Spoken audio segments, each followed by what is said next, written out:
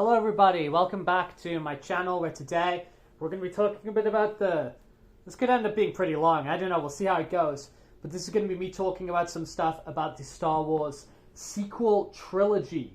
Okay, so when it came to the Star Wars sequel trilogy is pretty controversial, especially, in my eyes. I'm not somebody who loves this.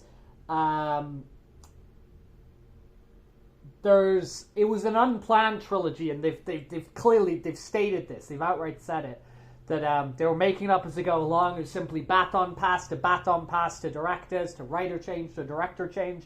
I'm a bit of a mess. And the consequence of that has been quite a lot of the concept art of that process has been released along the way. So we're going to maybe have a look at a few different pieces of concept art today. Talk about what they bring to mind and what could have been. So this first one here is Force Awakens concept art.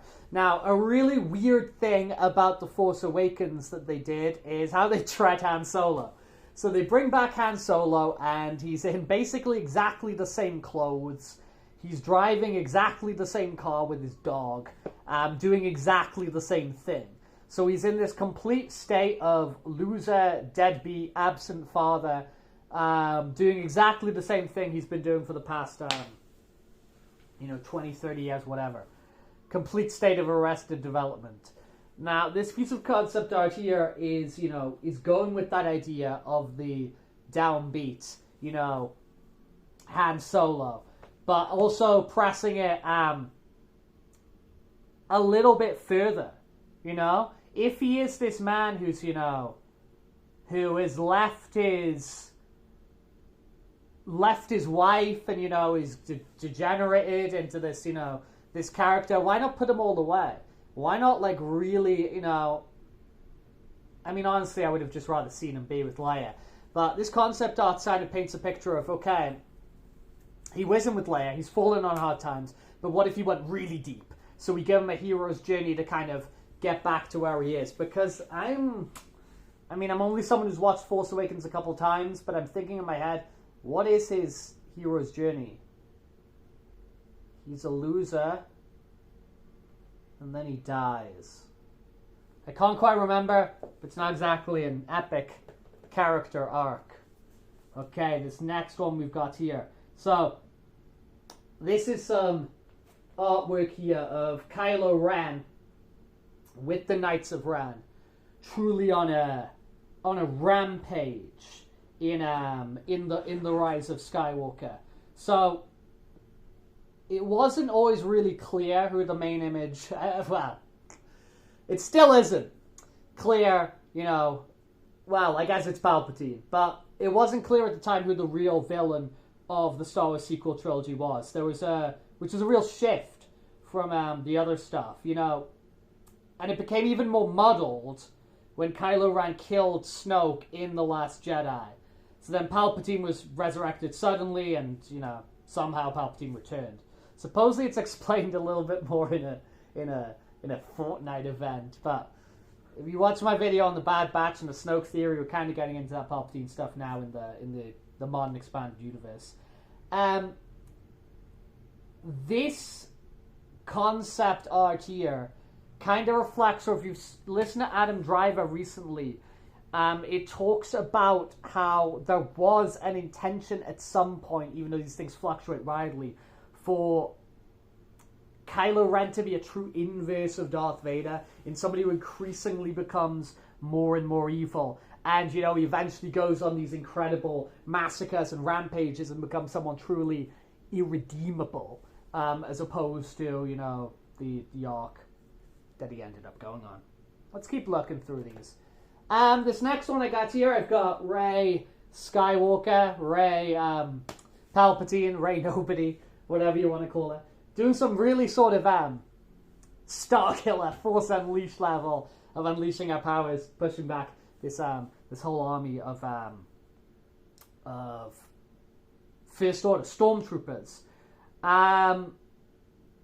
There's further of these images that show Kylo Ren taking these and her showing this increased amount of strength, but we never saw some jacked out crazy force powers in the sequel trilogy. I don't know, maybe it would have been interesting.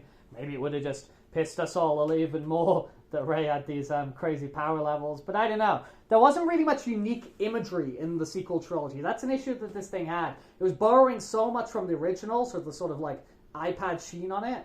And you know, some crazy ass force powers at least would have been something kind of new.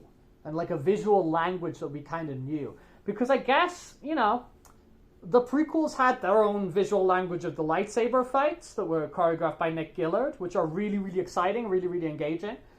We never really got a new visual language in the sequels, so maybe they could have lent into the Force being like this new big visual language. Because I gotta say, the lightsaber fights are not engaging in the sequels. I don't need them to be like the prequels with all the crazy flipping and all the sometimes needless lightsaber twirling, but I mean, I don't know, not so hot in my eyes.